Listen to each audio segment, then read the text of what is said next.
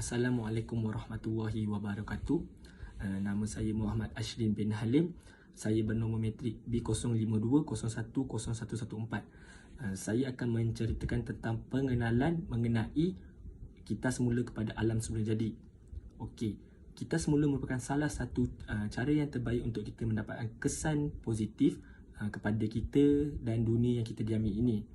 Kita semula amat penting bagi kita dan alam semula jadi. Kita perlulah bertindak dengan pantas kerana jumlah buangan atau sisa yang dibuang oleh kita sendiri semakin meningkat dari semasa ke semasa. Kita semula adalah amat penting kerana sisa buangan memberi kesan negatif yang amat besar pada alam sekitar. Apakah kepentingan kita semula kepada kita dan alam semula jadi? Yang pertama, tenaga yang besar digunakan apabila membuat produk daripada bahan mentah. Kita semula hanya memerlukan sedikit tenaga di mana secara tidak langsung dapat membantu dan mengekalkan pemeliharaan dan pemeliharaan alam semula jadi.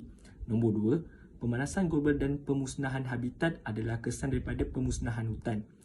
Kita semula dapat mengurangkan keperluan terhadap bahan mentah. Oleh itu, sumber asli seperti kayu balak dapat disimpan atau dikekalkan. Nombor tiga, penghasilan air larut resap dan pelepasan gas metana yang terhasil daripada sisa pepejal yang terurai di tapak pelupusan. Kita semula dapat membantu mengurangkan pencemaran yang disebabkan oleh sisa pepejal. Salam sejahtera, nama saya Daniel dan hari ini saya akan mempresentkan topik mengenai penyataan masalah daripada grup saya. So, mengikut statistik daripada Kementerian Kesihatan Malaysia, di mana 50% daripada golongan lelaki di Malaysia adalah perokok. Dan di Kuala Lumpur, nisbah antara perokok lelaki dan wanita di bawah umur 30 tahun adalah 5:1. 25% daripada pelajar sekolah berumur 15 tahun ke atas pernah mencuba merokok dan 70% daripada kumpulan ini akan menjadi perokok apabila meninggalkan bangku sekolah. 60 hingga 75% dari asap rokok akan disentuh oleh orang yang tidak merokok. Hanya 50% perokok akan dapat menjangkau umur 70 tahun. Rakyat Malaysia membelanjakan RM1.5 bilion setiap tahun untuk membeli rokok. Ini telah menyebabkan pencemaran udara dan alam sekitar akibat punca daripada pembuangan rokok merata-rata dan pencemaran udara. Itu sekian daripada saya. Terima kasih.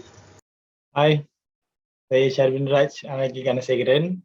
So, hari ini topik saya pasal cadangan ideologi inovasi sosial. So, topik saya adalah stakeholders dan penglibatan dalam projek ini. So, stakeholders adalah setiap seorang individu ataupun kelompok atau pihak yang memiliki kepentingan dalam sesuatu organisasi dan hasil dari tindakan dapat mempengaruhi jalannya terhadap objektif. So, maksudnya stakeholders adalah sesuatu kelompok yang boleh kata brain kepada sesuatu projek ataupun company. So, dia orang yang akan decide laluan mana yang perlu dijalani. So, dalam projek ini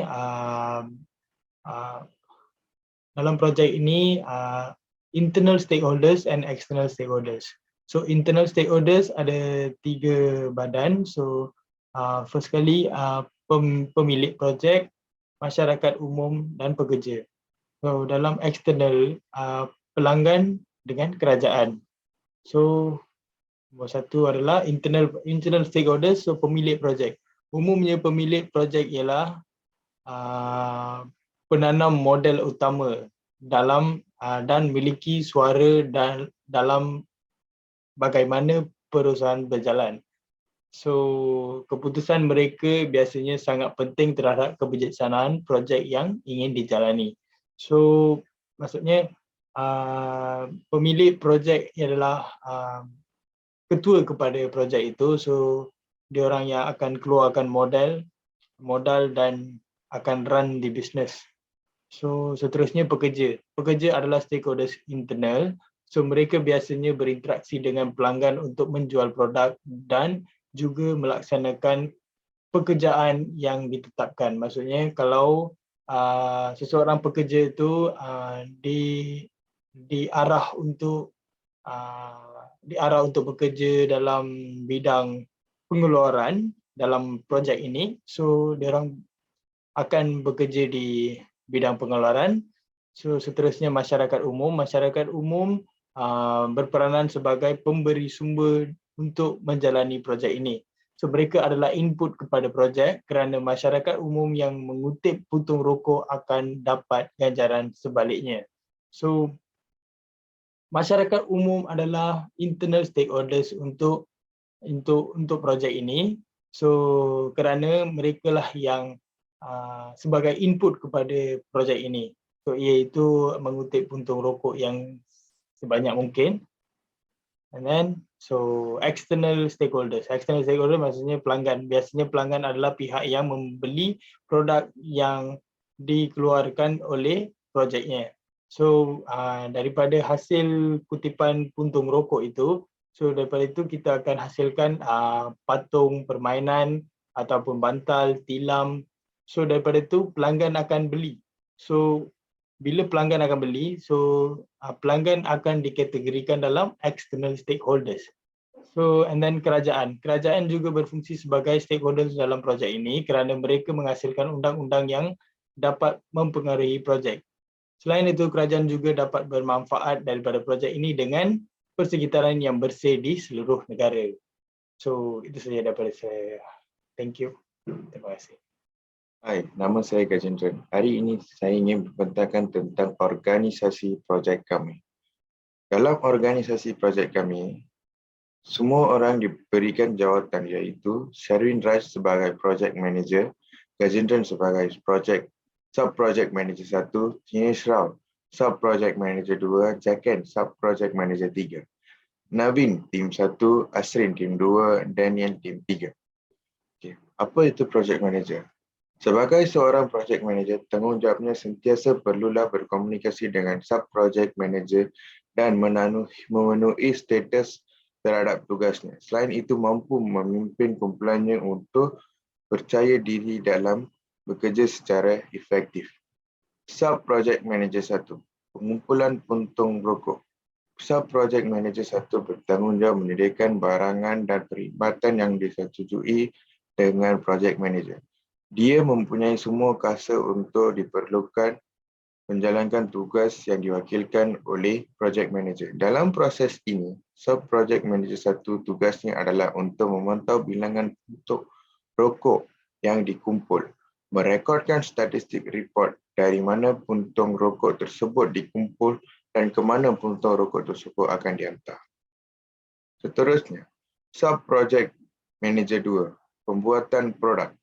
Tugas seksyen kedua adalah untuk membantu dan kawal pengeluaran produk yang dijual iaitu puntung dan juga bantal tilam patung.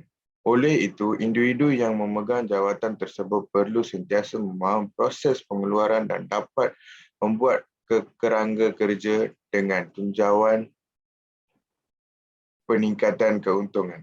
Ketiga, sub-project manager ketiga, jualan dan pemasaran. Sub-project manager ketiga, pengurus jualan dan pemasaran bertanggungjawab untuk mendidik dan menggunakan peluang pemasaran serta merancang dan melaksanakan rancangan jualan baru. Pengurus jualan dan pemasaran juga akan mengurus jualan dan akan melaksanakan tugas pengurusan untuk memenuhi matlamat syarikat. Tim 1, 2 dan 3. Pasukan projek 1, 2 dan 3 bertanggungjawab untuk menyumbang kepada keseluruhan objektif projek dan hasil pasukan khusus dengan menyumbang ke arah perancangan aktiviti projek dan melaksanakan tugasan yang diberikan dalam standard kualiti yang diharapkan untuk memastikan projek ini berjaya. Itu saja daripada saya tentang organisasi projek. Terima kasih. Selamat sejahtera, nama saya Navin Analaki Sarawanan dan saya akan membentang tentang kelestarian dan kreativiti dan inovatif tentang projek ini. 70% objek tentang projek Earth Recycling adalah untuk membersihkan kawasan awam daripada puntung rokok.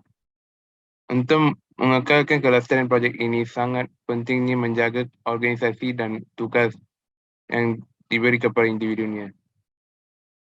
Projek ini akan mencapai objektif kalau semua individu dan berjawatan mematuhi organisasi dan menjalankan tugas sebaiknya. Projek ini juga membantu komuniti secara berterusan dalam aspek kewangan kepada sesiapa yang memerlukan dengan mengutip puntung rokok di sekelilingnya. Seterusnya, ia juga dapat melahirkan suatu tempat awam yang bersih dan aman. Seterusnya, kreativiti dan inovasi tentang projek ini.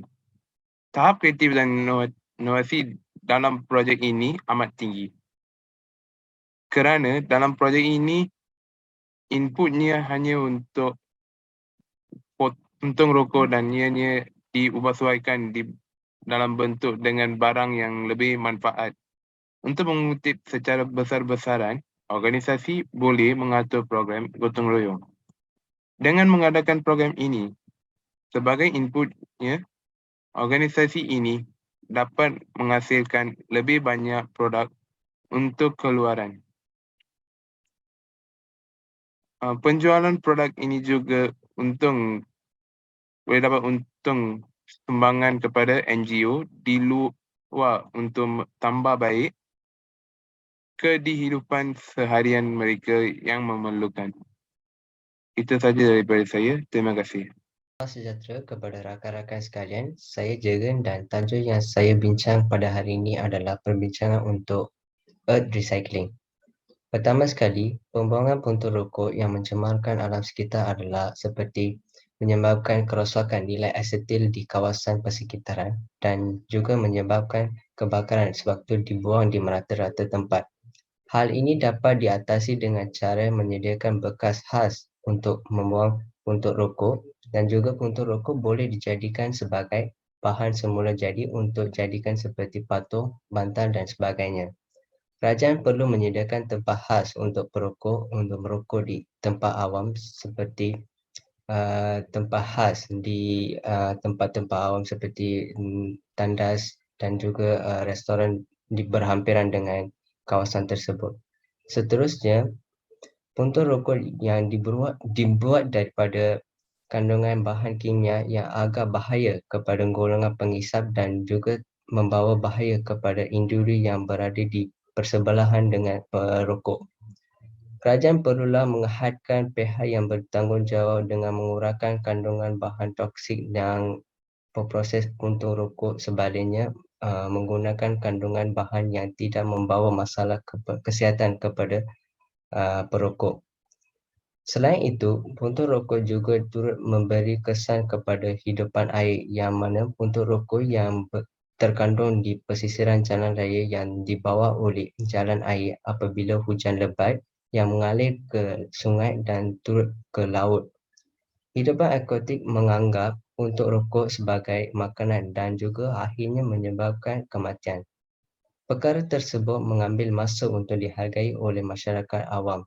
Tetapi dengan menyampaikan dengan cara seperti mengadakan kempen-kempen di kawasan setempat penduduk awam.